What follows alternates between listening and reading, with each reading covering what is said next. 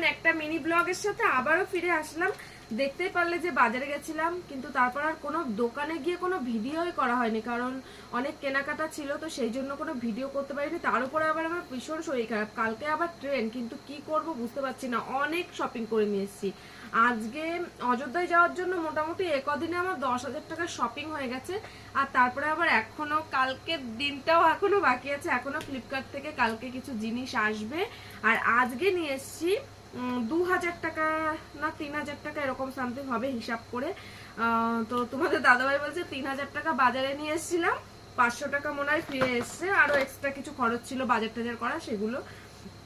তো চলো তোমাদেরকে দেখাই কি কি বাজার মানে মার্কেটিং করেছি। সবটাই আমার মেয়ের জন্য কিন্তু বেশিরভাগ। তো প্রথমেই মেয়েকে দিয়ে শুরু করি। প্রথমেই কিউট কিউট এই ব্যাগটা দিয়ে শুরু করি। দেখো এই ব্যাগটা এত কিউট আর এত সফট।